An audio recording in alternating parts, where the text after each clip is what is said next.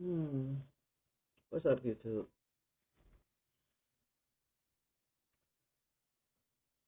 Oh boy, my family is going through like a whole lot right now, and for me, it's not so easy to be on social media when I have difficulties because it took me a long time to learn to handle my anger and frustrations in a peaceful way. So I don't want to be on here snapping at people and having an attitude and everything just because my family is experiencing a lot of death right now. And yes, I know it happens to all families. Yes, I know it's a part of life and all of that stuff, but it still hurts and it's still frustrating. So everybody needs a little time to grieve and to take their time to handle things. They put my favorite brother on hospice, and I'm not very happy about that because his wife was supposed to have been taking care of him, and she just had him blocked for months at a time and wasn't taking care of him. And instead of him telling us, he just laid there and allowed her to allow him to get to the point to where the doctor said that chemo won't even work anymore. There's nothing that they could even do for my brother anymore at this point. And I'm like, why didn't you tell the family that your wife wasn't handling business? Then when I asked my sister, has anybody in the family spoken to his wife? She talked to her yesterday, but the whole time he's been sick, nobody's been able to reach her, contact her at all, period. She won't answer anybody's phone calls, text, voicemails, nothing.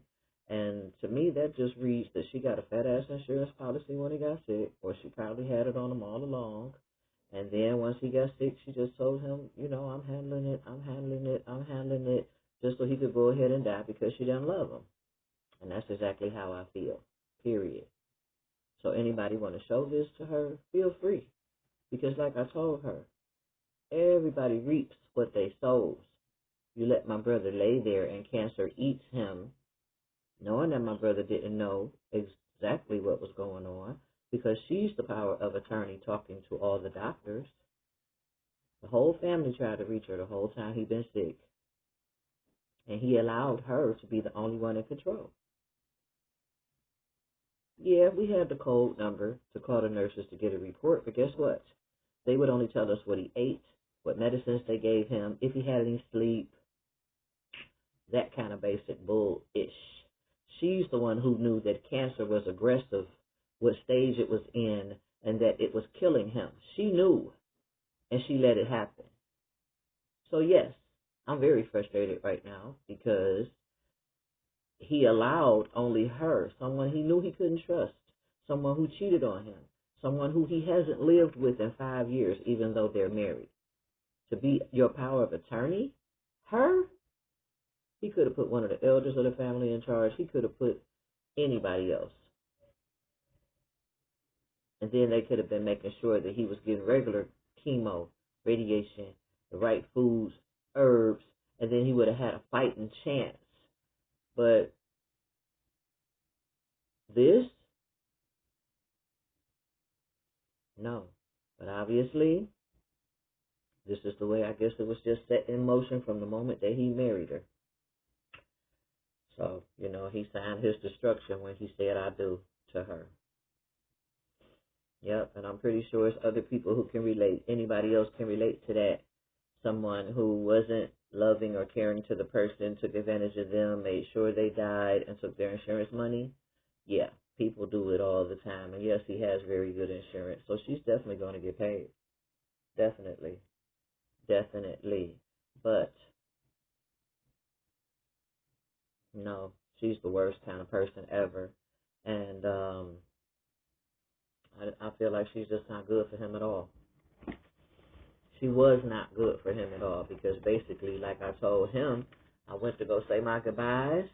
I made peace with the fact of what, all the doctors said because I could see if he left one hospital and went and got another opinion and got some more opinion.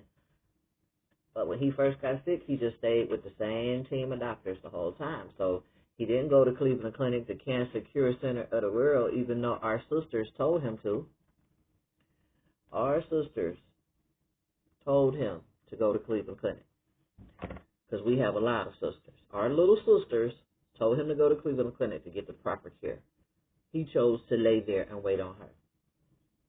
So when you put your life in somebody else's hands and they throw it in the garbage and set it on fire, you can't get mad at me for saying, okay, I accept what the doctor said. I accept the truth, so I said my goodbyes.